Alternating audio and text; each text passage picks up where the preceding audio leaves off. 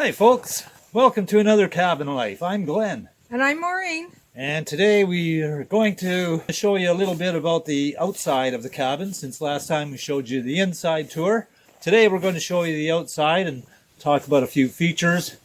And we're also going to have some Q&A as well.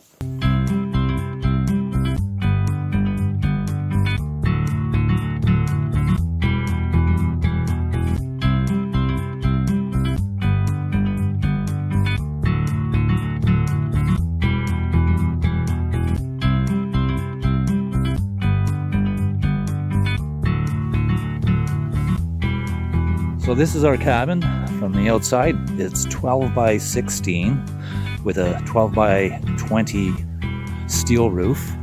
And we chose green because we like the color. It blends in a little better in the summertime. And it sheds the snow very well. So I'm glad we did go with that steel roof. Well, the walls, like we had mentioned before, the walls we'll be doing in the spring with the log look. And underneath, we'll show you closer the beams.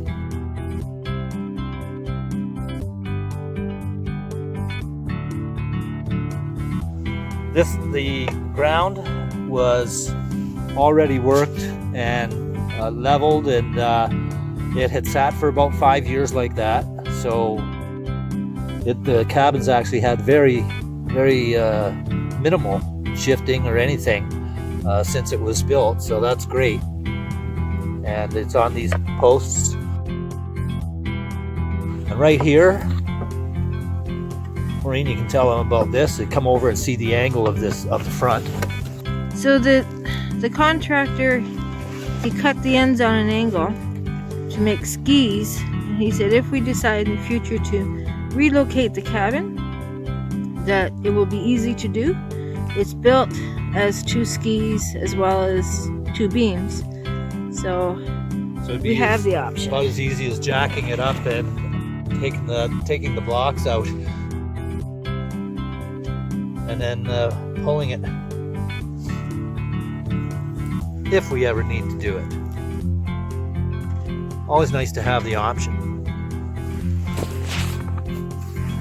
Walls are insulated, Roxol R22 all around. The floor 2x10s, all fully insulated with the OSB underneath. Yep. So the critters can't get in. Yes, it's completely sealed underneath.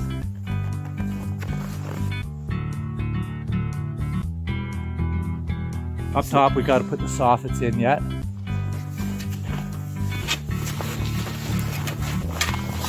Up front,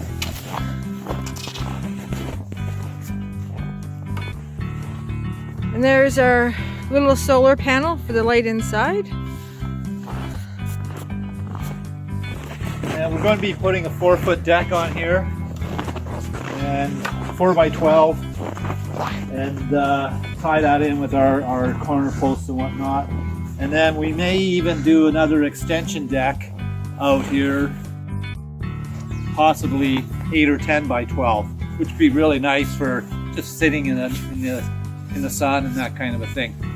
So we'll have our, I think we're going to move the fire pit from the far side. We'll probably put it over in front of towards the front of the cabin so you can see it right from the deck.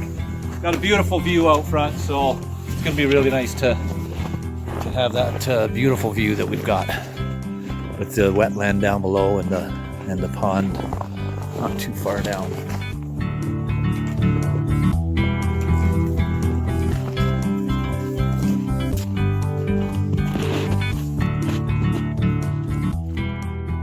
Nature's bounties of beauty often appear just for short times, depending on the season, the time of year, the temperature, the sunlight, the moonlight, etc. So when we see something that is rather unique, we haven't seen before, we should really take the time to enjoy what nature has presented to us and the beauty of it.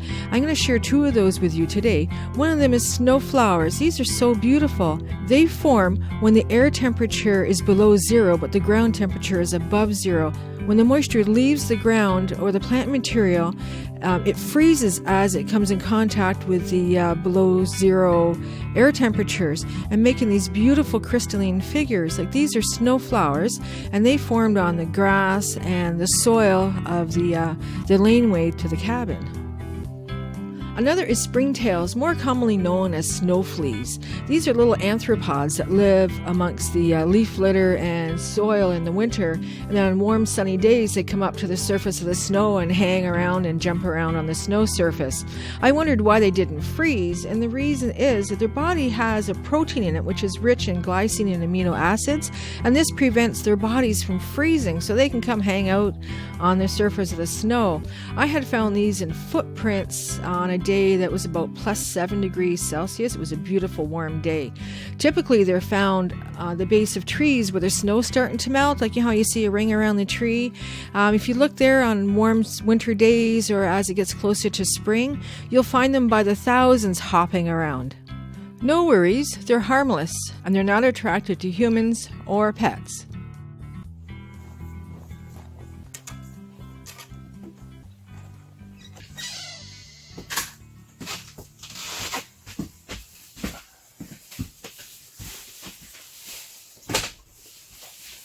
Cabin, sweet cabin.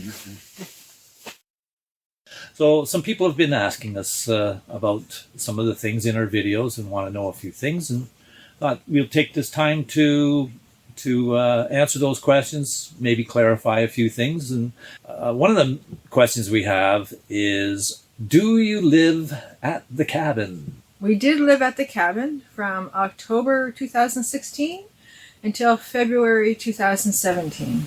And then we moved into the house.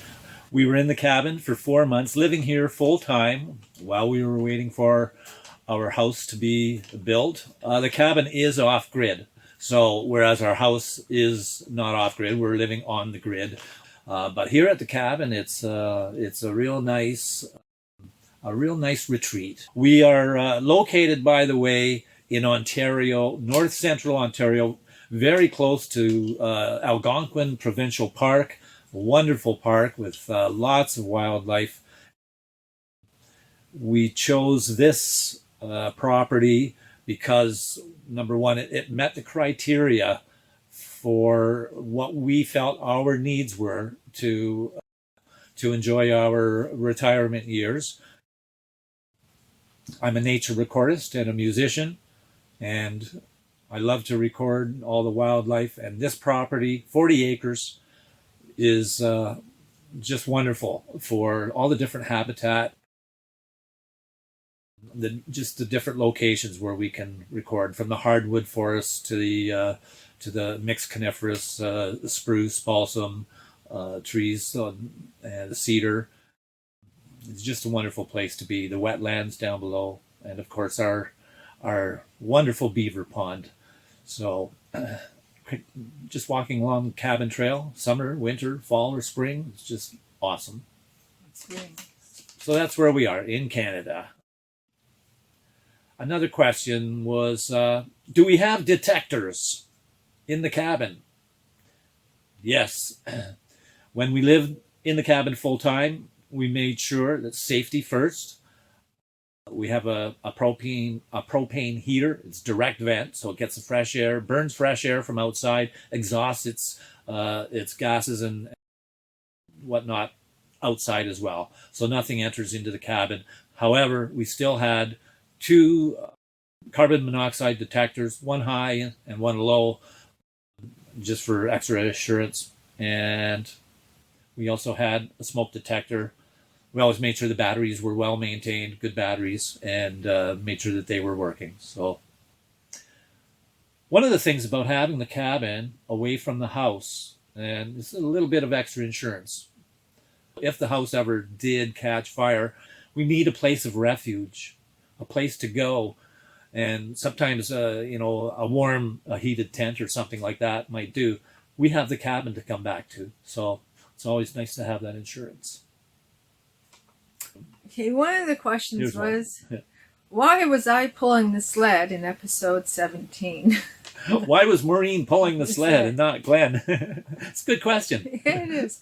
Well, Glenn injured his back this year, and he's on doctor's orders to not lift or haul or pull any kind of weight.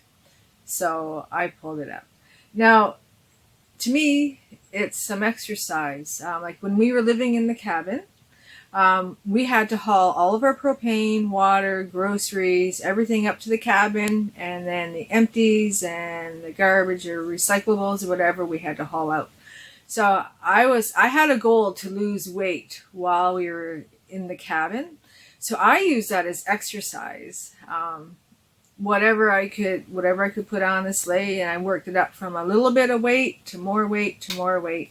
And the weight went up in the sled, and it went down on my body. So so I lost my weight, my goal weight. I went down to my goal weight. And so now this year, because we're in the house, I haven't made as many heavy trips up to the cabin. So whenever we have to bring anything up, I want to keep in shape. That was a lot of work last year to get into shape, so I want to stay that way. So with number one, with Glenn with his back issue, and with me trying to keep in shape, it's just I do it. Yeah, I guess while we're on that subject, basically I hurt my back way back in the spring when we were settling into the property. I was lifting and rolling some big heavy logs out of the ditch and out of the gully and trying to get them up onto the clearing part so they could be processed and whatnot. And I think I threw my back out doing that. And there were some other tasks that needed to be done. A bunch of sand had to be placed around the foundation.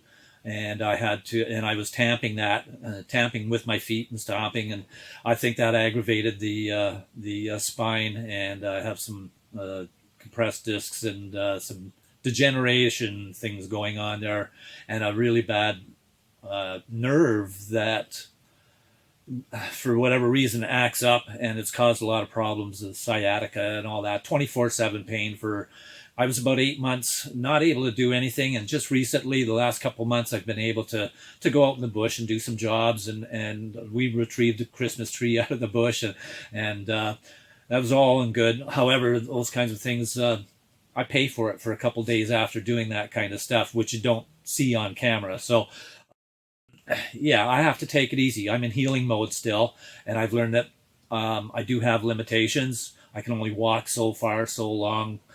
My endurance is slowly building though, and I'm getting better. So I have hope that by spring, I'll be, I don't know, as good as new, as good as this old guy can be, I guess. Hopefully as good as before he hurt his back, because he was in pretty good shape, and he's learned you got to take care of your back. It's not easy watching Maureen doing a lot of these chores and a lot of this lifting and whatnot, and I go to do something and she's like, no, don't do that, you can't do it, that's a no, right, off limits. So yeah, take each day as it comes. Watch your back, guys and gals.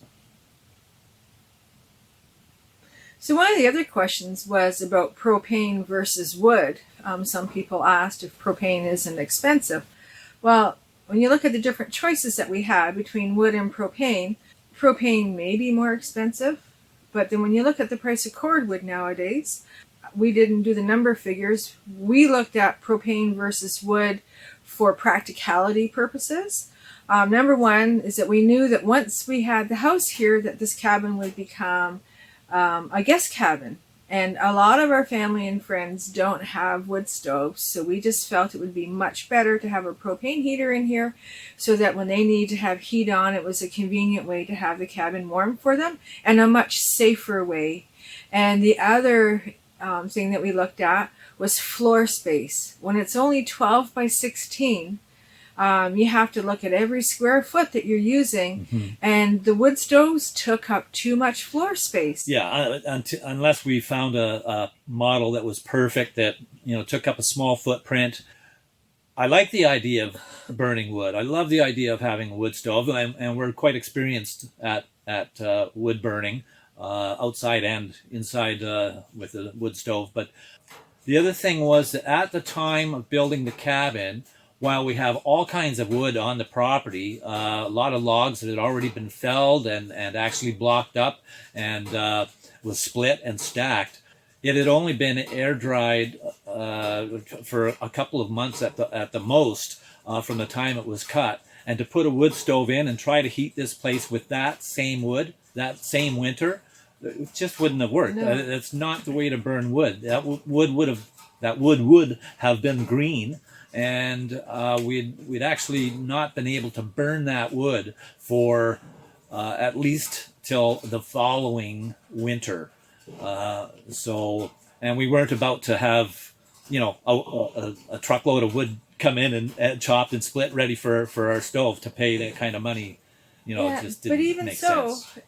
in October, and this typically in rural areas in Ontario, in October, if you're getting your firewood, you're getting green firewood. No matter where you buy it from, even if you do have it trucked in and split. Yeah. Because most people who live in the rural areas and burn with wood, they're buying in October for following winter. So anyone who's buying it and it's not usable in October. No. Oh, and one thing that we were asked was, where are you putting the shower stall in the cabin? Well, with a 12 by 16 cabin, 12 by 16 shower stall. Yeah, right. The shower stall is not going in the cabin. I would love to have an outdoor shower. I just think that's something that would be really nice in the warm summer months. So we may put an outdoor shower stall in. There's a lot of nice designs for shower stalls, and it'll be nice for our guests. So if they go for long hikes or canoe trips or whatever in the summer, they can come back and have a shower. And so the shower stall will be outside. There is no space inside for that. While we lived in the cabin, we did bucket sponge baths. We had a system set up. We got the cabin nice and warm and comfy, put out some towels and something on the floor, and then we had nice, relaxing sponge baths. So that's it for this Q&A, and ask your questions down below, and we shall continue to, maybe we'll have another part coming up soon on some more Q&As right here on Cabin Life.